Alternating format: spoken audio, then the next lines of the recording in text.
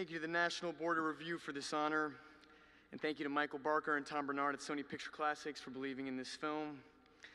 Thank you for that, Army. Oop, you're not on that side, you're on that side, okay. Thank you for that, you're truly my brother. He said we've taken 200 plane flights together, and that's true. I'm like a nervous flyer, and every time he sees me getting nervous, he'll go, "We're gonna crash." So, thank you for that. Thank you also to Michael Stuhlbarg, who's here tonight, who plays Mr. Perlman. Michael's my father figure turned father figure, who is sitting next to my father. So this is very weird. I'm truly honored to be included alongside the other names tonight and now to be in the lineage of this acclaimed organization's past. Let's not forget when this organization was established. 1909. 1909, yes. I was negative 87 years old. There had yet to be a world war. There was no such thing as a Big Mac or the grapefruit technique, and fire and fury inside the White House had yet to be written. The National Board of Review was put together, at least according to Wikipedia, to combat Mayor George McClellan's hostile stance towards filmmaking, an art form he considered ethically corrosive and for the masses. That was really trippy for me to find out and kind of exciting. I think movies can sometimes get lost in a coastal vacuum. I've often thought to myself, I don't want to act for actors, I want to act for people. So it makes it all the more sweet to receive an award from an organization that was trying to protect the freedom of however and whatever sort of expression manifested itself in a film. I was at the New York Critics Circle last week. I got to tell a story about seeing The Dark Knight for the first time, how that really made me want to act. It was really a transformative experience for me. I didn't know anything about acting, but I knew I wanted to play something or someone like Heath Ledger's Joker. When I got to LaGuardia High School, which is here in New York, we studied LaGuardia crowd, okay. We studied Sanford Meisner's technique our freshman year.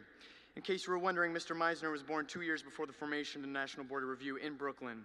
A favorite exercise of my professors was the repetition exercise, one where you start with an anonymous enough phrase and you see what emotional state it leads you to by way of repetition. And it's kind of an amazing thing to watch. Two kids will be saying tomato to each other, and before you know it, everybody's crying about their dad. It's true. My dad's here tonight. I love you, Dad. I don't have any weird shit with you, I promise. Okay. But seriously, this exercise helped tremendously.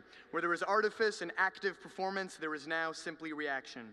I was hanging out with some drama friends one night. We decided to watch something funny. We randomly chose an Adam Sandler comedy we thought had a cool poster, Punch Drunk Love. It was clear from the first long, wide shot of Mr. Sandler at a desk where he's in a deep argument about coupons, this was not a cheesy Adam Sandler comedy.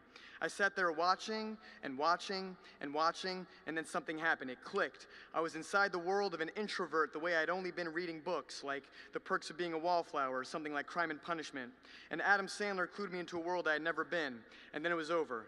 My buddies and I researched the film as soon as it was over. The writer-director was Paul Thomas Anderson. That's a cool name, I thought. That's a cool name. You know, it could be a rapper or something, you know? So I went home and I watched the only other available movie of his on Netflix because I'm a millennial, The Master. Wait, I take that back. That's like the worst thing to say to the National Board of Review. I went to the public library and I rented The Master. And in watching that film, it was the only other time I had the visceral reaction I did watching The Dark Knight some 6 years earlier. About 40 minutes into the film, there's a processing scene, an interrogation of sorts. Philip Seymour Hoffman's character says to Joaquin Phoenix that he must answer everything he asks of him honestly and without blinking. I was floored. The scene mirrors the Meisner technique in many ways, except instead of fumbling through the exercise myself or watching two classmates stumble through it, the scene contained two masters at work, open, vulnerable, in Mr. Phoenix's case, physically self-loathing. To this day, I don't know a scene that feels so intensely honest and simultaneously an ode to the Meisner technique. The scene was somehow messy and the most direct piece of acting I've ever seen. I don't know why I'm bringing this up.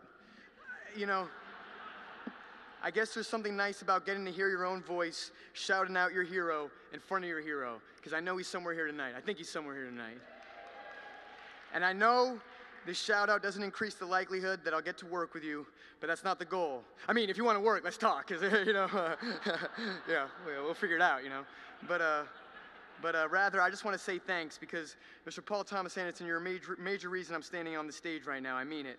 And I'm humbled to be on any sort of program with your name on it, and because you're a genius. So thank you to the National Board of Review. Shouts out to Greta for letting me tag along for Lady Bird, and peace and love. Thank you for having me. Cool.